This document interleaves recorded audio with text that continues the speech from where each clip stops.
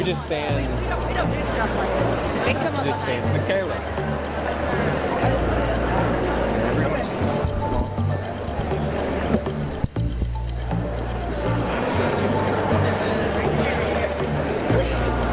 Can you stand on the second? I do want you, the electees, in this view, but I don't want her. Do we want to ask everyone to just fall in? So.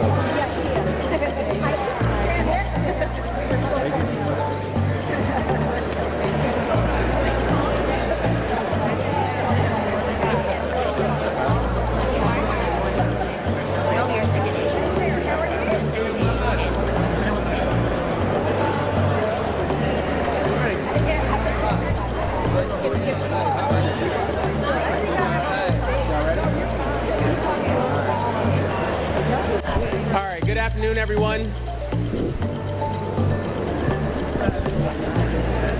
Good afternoon, and thank you for all of you for being here. My name is Jason Estevez, the proud state senator from Senate District 35, and I'm joined by my colleagues in the House and the Senate. I'm joined by school board members, by parents and students. I'm joined by members of the legislative Black Caucus, by the Asian Caucus and the Hispanic Caucus, here to talk about an issue that impacts every community in Georgia, our public education system and how we fund it. This year marks the 40th anniversary of the Georgia Quality Basic Education Funding Formula, QBE. Over those 4 decades, the world has changed dramatically, but our funding formula has barely evolved. When QBE was created, there were no smartphones, no internet in classrooms, and mental health support for students was not even a conversation. Yet we continue funding education as if time has stood still. This outdated approach has real consequences. Schools struggle to meet modern demands. Teachers who are already not paid enough spend their own money for supplies. And in rural districts across this state, they face shrinking budgets unless they raise money through property taxes. As a former middle school social studies teacher, I constantly found myself thinking about how to remove barriers for my students. This antiquated funding formula shouldn't be one of those barriers. We can't limit ourselves to providing a quality basic education. Our children deserve more. Our children deserve an education that prepares them for success and for the future. That's why I'm advocating today for a full revamp of the QBE formula to meet the realities of today. But we also need to make an immediate change. Georgia is one of 6 states that does not account for poverty when funding schools. We must move quickly to change that. Teachers and districts in low-income communities across this state face unique challenges, and we must provide additional resources through a poverty weight or an opportunity grant. What increases the urgency for change is the shifting national dynamic, where federal education funding is at risk, especially for school districts with Title I schools, like many of the school districts in this state. With President Trump and Elon Musk threatening to dismantle the U.S. Department of Education, Georgia must be proactive and take control of our educational future. I am calling on my colleagues in the state Senate to adopt Senate Bill 128 to add an opportunity grant that would significantly benefit rural and urban school districts across the state by adding around $2 billion in funding for educating students living in low-income communities.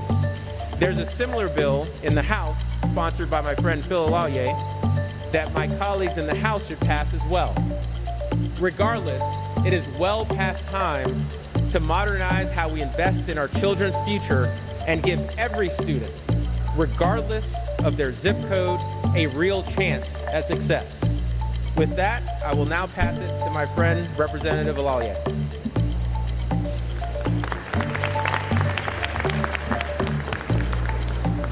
Well, good afternoon, everyone. I'm Representative Phil Lallier. It's a pleasure to join you all here.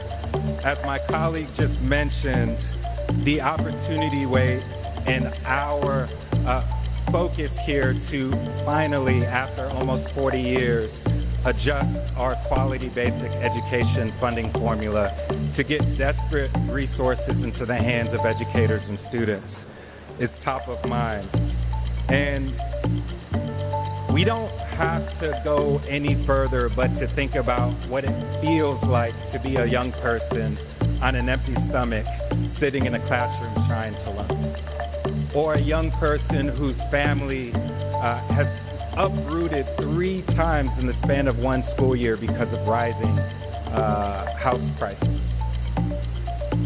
I'm proud to have introduced the Georgia Educational Opportunity Act, a bipartisan bill which would create an opportunity way to provide additional school funding for students living in poverty. As my colleague Senator Estevez mentioned, we are one of 6 states, let me repeat that, one of 6 states that currently does not provide additional funding to support students, our children living in poverty. And as we all know, poverty is the greatest impediment, the greatest barrier standing in between our young people, their academic success, and their long-term futures. The Georgia Educational Opportunity Act gives every student, regardless of their background or their family's financial situation, the opportunity to thrive. And our state's funding formula was instituted and rolled out a year after I was born, which was quite some time ago. And I'm sure nobody here is driving a 1986 Camry or Volvo. I would like to think that as the times change, so do our approaches and our policies to meet the unique needs that our students, our educators, and our families have today. And so this bill, and we have a current bill number, it's 245, the Georgia Educational Opportunity Act, would update that funding formula for the first time and provide those local school districts with additional resources to lower those barriers facing our young people. Poverty impacts us all. This is not a Democrat or a Republican issue. It's not a rural or urban issue. It's not a black or a white issue. The opportunity that this solution provides would benefit all Georgians, especially our children. There are almost 2 million children, pre-K through 12th grade, who are being educated in classrooms across the state. Almost 500,000 are children living at or below the poverty line. And so this weight would meet those young people where they are. It would provide schools in rural Georgia, for example, with additional resources to transport students to dual enrollment programs, or provide Wi-Fi hotspots to young folks who lack it.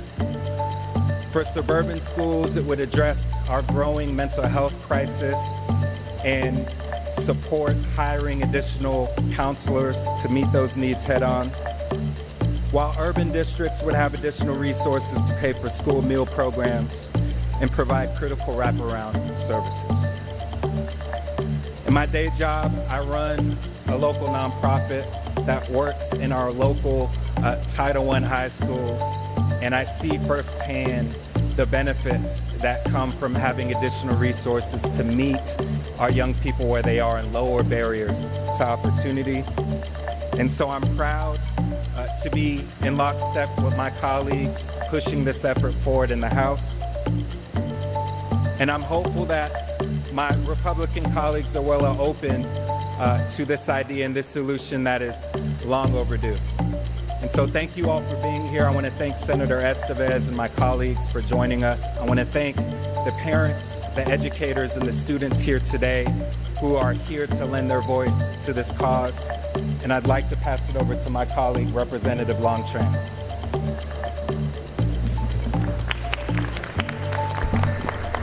Thank you, Representative Phil. It's my honor to be here as chair of the API caucus. My name is Long Tran, state representative for House District 80. And I stand with my representatives, with my colleagues from the House and the Senate The misconception of our API community is that we're all affluent and we're all successful in the schools. The reality is we have demographics that are struggling with poverty, whether it's the Vietnamese farmers up in Gainesville or the Filipino workers down in South Georgia or the Cambodian Laotian families throughout Metro Atlanta, and of course the recent immigrant families up along Buford Highway. Poverty is a challenge that we have to address, and providing a poverty weight is a way to equalize.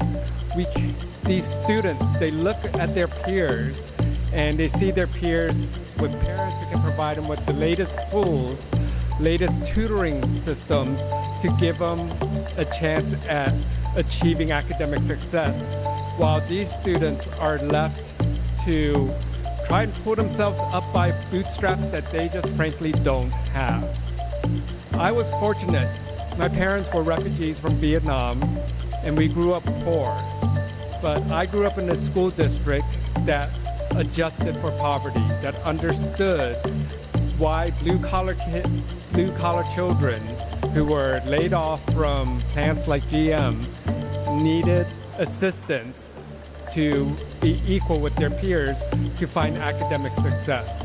So for us to become competitive as a state and not be among the worst in the nation with academic outcome, for us to be competitive with New York and California, the successful states, we must address poverty by providing a poverty weight for our schools.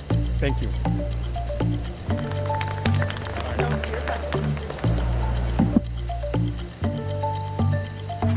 Good afternoon, everyone. My name is Senator Nikki Merritt. I am the chair of the Georgia Legislative Black Caucus, and I am thrilled to stand in solidarity today with our Tri-Caucus members of the Hispanic Caucus and the AAPI Caucus to demand the long overdue investments in our school, and it's investments that our schools desperately need right now. And for decades, our state has neglected to update this funding formula, and each year we delay, our students pay the price. You heard my colleague, we are supporting, or I'm in support of his bill, SB 128, and we also have a House counterpart of that bill, HB 245, and we are here in Tri-Caucus solidarity for both of those pieces of legislation, and to really highlight how important this is. No matter what background you come from, it's important to those we represent in all of our caucuses. Every child in Georgia deserves access to high-quality education from all walks of life, but we know especially those areas that are the most underserved. And education is the one tool that anyone in this state can use to better their circumstances. Better schools benefit everyone in a community regardless of age or economic status. And research has proven this time and time again. Despite this, our state once again has dropped to the bottom of a list when it comes to taking care of our students. Why must Georgia be one of the last states in this nation to prioritize the well-being of our children? Every year, we see this same status quo play out. We still have not updated the QBN funding. And each year that we do it, we fail thousands of Georgian children when we have the solution right in front of us.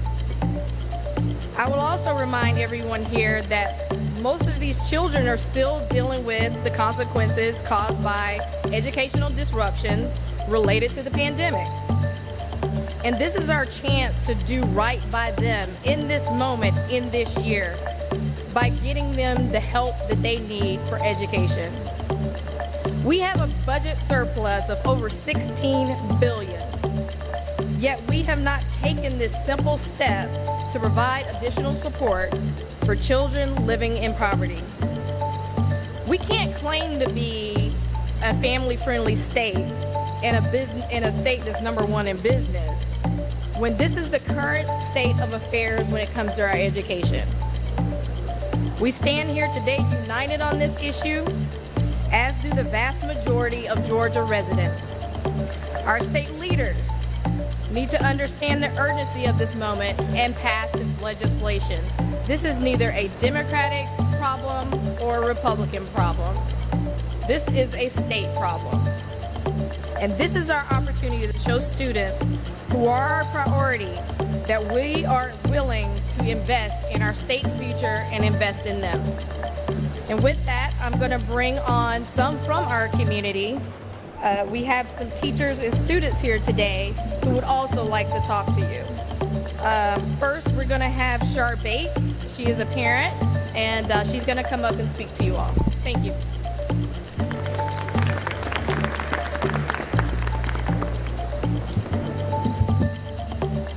Hello. As she said, my name is Shar Bates.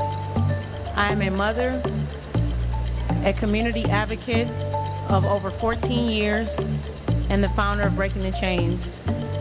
Due to the poverty in Georgia that has affected so many students, has led us to teach, advocate, and provide for students in 6 different counties, providing everything from food pantries to graduation fees for over 150 students, to clothing pantries. Many times, they may be afforded opportunities, but still can't afford the attire to take advantage of the opportunity because of their current financial state. Children don't ask to be born into poverty. That's not something that they have a choice to be born into. Also, many children are forced to provide for their families before they even turn 18. Many children are also at a place where they're living with their grandparents. These grandparents are on fixed incomes. Many times we have provided food for students and then turn around and the family members and the parents or the grandparents will then come back and ask for food for the families. Sometimes this is the only food that they have over the weekend. It's a lot of kids, the only time that they eat is at school. It's hard to study when you don't know where your next meal is coming from. Also, poverty is also the root cause of crimes and illiteracy. So by solving even a portion of the poverty crime, we also will be decreasing the amount of crimes as well as illiteracy. The fact that Georgia is one of only 6 states, but as a previous colleague said, that we claim to be a family-loving state, I mean, it's kind of contradictory. The amount of money that we spend on things that we don't really need, but is all for show when we have students in need and families that can be provided for, should be behind us after this year. The fact of the matter is that we have an opportunity to change the lives of these students. We have an opportunity to put them in a position to win. We have an opportunity to change their future and not allow the financial state that they were born into to determine their future. So we ask that you stand behind us. We ask that you support. We ask that you advocate for those who can't advocate for themselves. Thank you.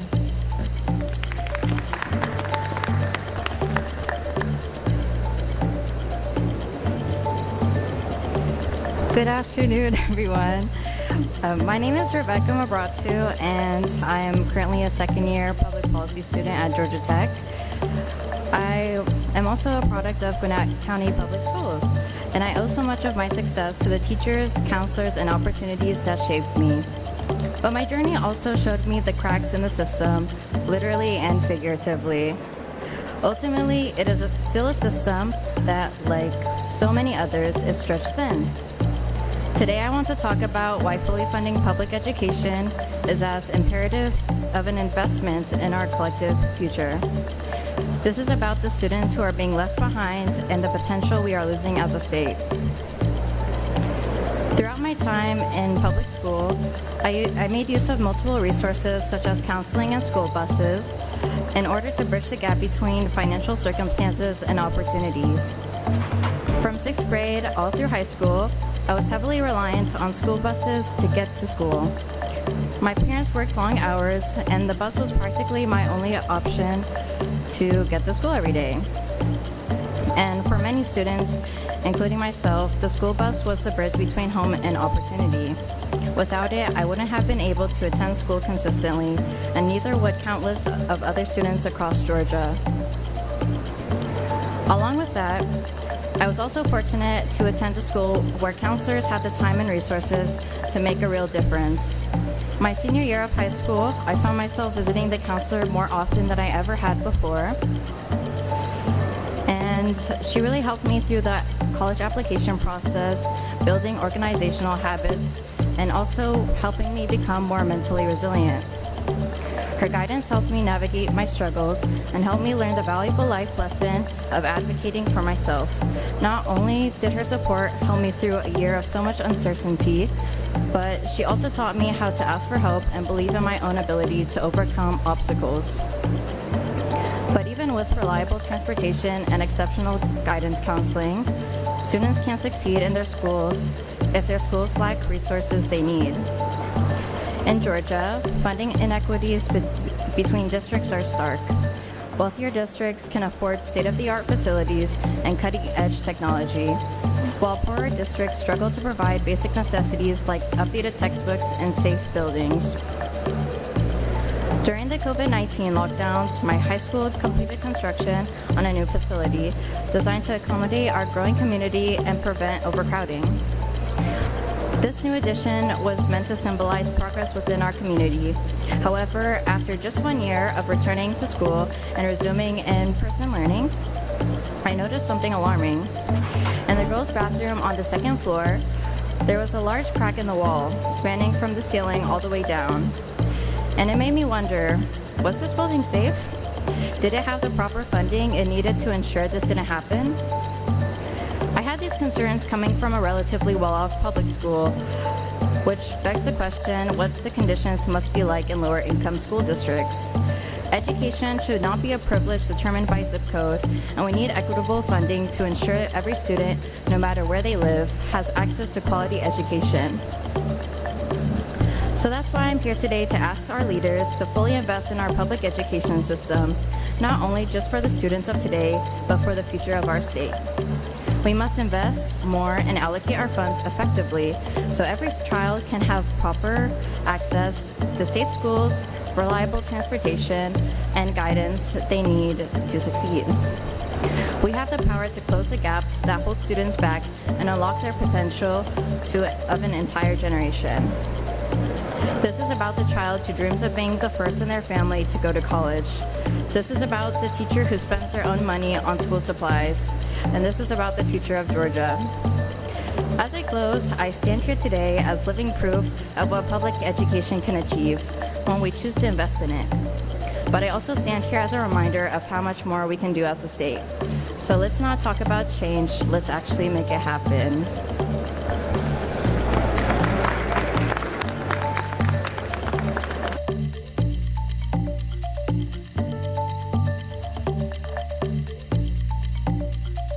The fifth of the Carver cluster, listed as one of the poorest, poverty, low income, and actually perfect for SB 284. Also, I'm a Georgian, and I would like the added weight so that our families can be made whole in those areas as well. That added, like the surplus that our governor has, and I believe in him. So I believe he's smart enough to know, to look and to see that we need that added weight.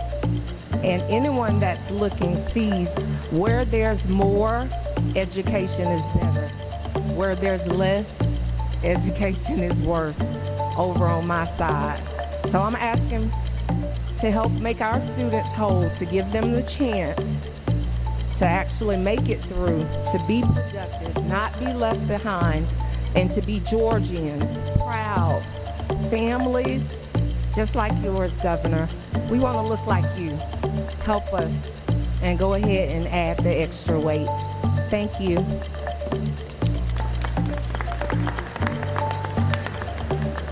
And Yana will be our final speaker.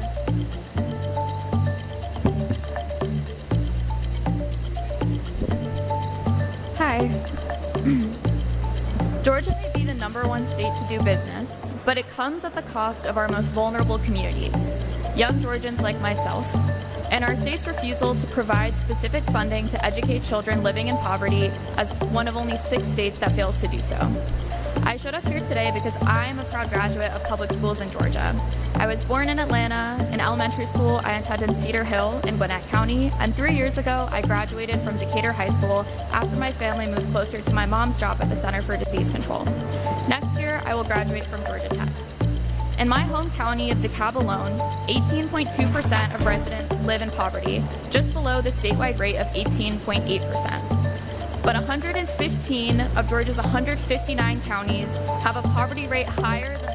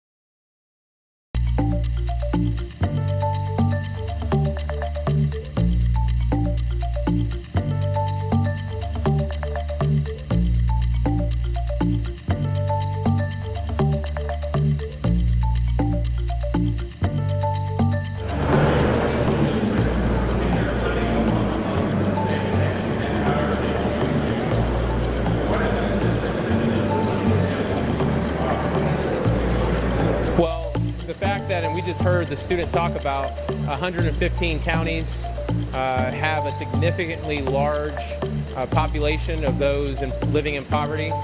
The fact that school districts have had to resort to raising property taxes in order to fill budget gaps, and the fact that in my experience as a teacher or as a school board member, I've seen how much more it costs to educate and care for and support those who are living in poverty. We have school districts across the state that have to provide additional resources to students and their families, and it is incumbent on us as a state to support those school districts to reduce class sizes, to provide additional supports like tutoring and counselors and mental health supports to ensure that we can remove those barriers that we often see in low-income communities across the state. So there are studies that show that reducing the class size would dramatically help with those living in poverty. Unfortunately, too many school districts can't do that because of those budget gaps that they have.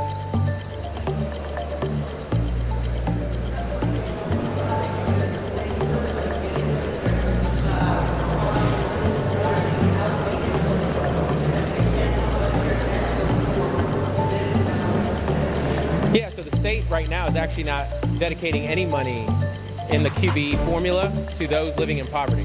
And that's because we're one of 6 states that does not account for poverty when distributing money to school districts. And that's what we are calling to change with these legislative bills. My bill would add an additional $2 billion that would go to school districts and be dedicated to students living in poverty. Representative, oh yeah, I don't know if you have a fiscal note? Same way. So we're looking at roughly $2,000 per student. If you're using most recent figure of 500,000 students who will be eligible for that weight, it's a significant amount of resources that would be going back into the hands of school districts, educators, and children. And when we think about going back to the question from before, when we think about reducing class sizes, we have a literacy crisis in the state where 60% of our children in 3rd grade are not reading on grade level. They're not proficient in reading in 4th grade. We should be doing what we can to reduce class sizes, and a big start is to infuse those resources into the state education budget.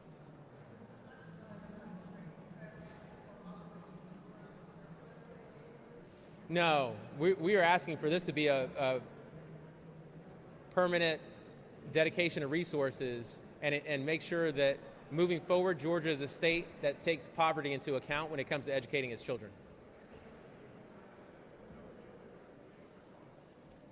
Yes, there are a few different ways. Free and reduced lunch. There's several different definitions of students living in poverty, but it's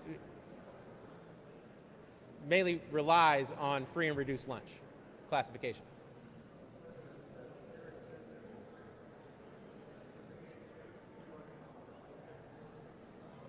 Well, right now I'm focused on this legislative session. I'm focused on addressing the issues that we have before us. And like I said, the fact that we have a literacy crisis in the state that has gone unaddressed, I think we need to move on that now.